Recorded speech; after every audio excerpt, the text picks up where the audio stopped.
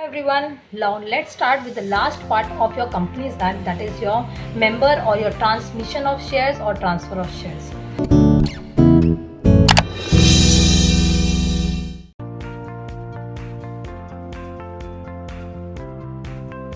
Now coming to the part of who can become a member and how you can acquire the membership. Now the membership of a company can be acquired through your subscription, that is when a particular company or a particular issuing house, so when they are issuing, at that time you can apply to your memorandum of association and you can apply for the same. Next, for allotment, suppose in the allotment is being made and directly to the company you are applying, and over there they have allotted the few of the shares to you. Next is your transmission.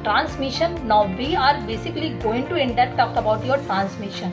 Now transmission generally takes on the death of a shareholder. Suppose my father is holding a share of a company and unfortunately his death takes place, and that is why automatically after his death, since I am the legal heir, I will get the my name registered on that particular shareholder's copy, and on that I will get the right over that particular number of shares, and that is called to be how the transmission takes place.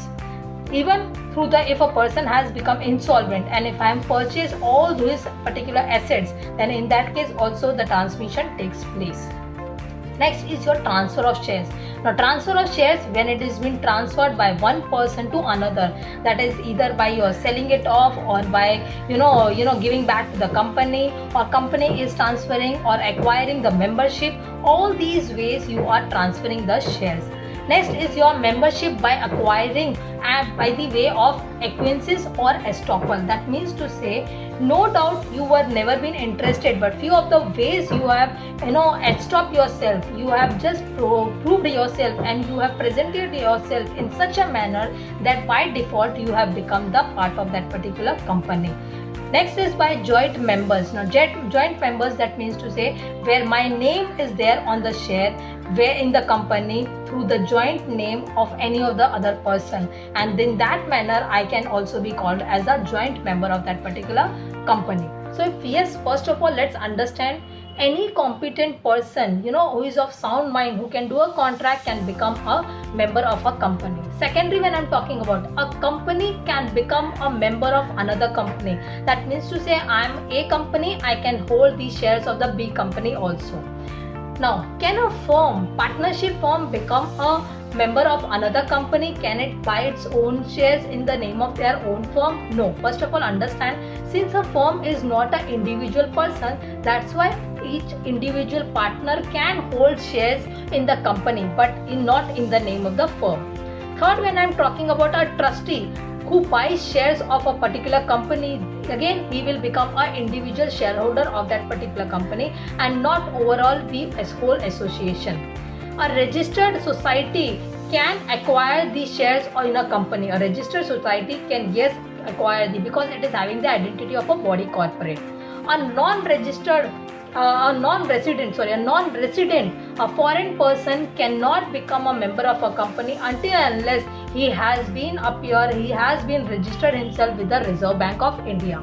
An insolvent can be called to be continuously as a member of the company until unless a particular procedure has been taken place against him, or until unless his name has not been, his shares are not been transmitted to any other person. A minor can admitted as a membership of a company limited by the shares. He will have limited liability and specifically by means of transfer. That means to say my father is selling off a particular number of shares in my name if I am a minor. So I can be holding a limited shares also. So a particular competent person, a company, of individual member of the partnership firm, a trustee, a registered society, and insolvent, these are the person can hold these shares in their name as a member of the company. Coming to the next part, transfer of shares. Now transfer of shares, this concept as per your 2013 and your 1956 Act, which says a transfer means where transferring is being taken place from one person to another. Now this is called to be as one of the important features of your incorporation of the company. Why? As per your articles of association, as per your memorandum of association, transfer of shares is about to happen, and that is one of the important feature. Then only you can say it is having a public limited shares or a private limited share company. However, the transfer of your public limited shares can be taken place as and when required, but the transfer of your private company is been limited, it has been restricted. Now the transfer of shares is being done by one person to another person by selling it off in the open market, or selling it back to the company, or selling it to the any financial institutions. Now transmission of shares. Transmission of the shares is by the operation of law. Now transmission is basically transmitting in the three below mentioned criterias. Now below mentioned, that means to say I will mention about the three areas under which the transmission takes place. Firstly, on the death of a person or death of a shareholders.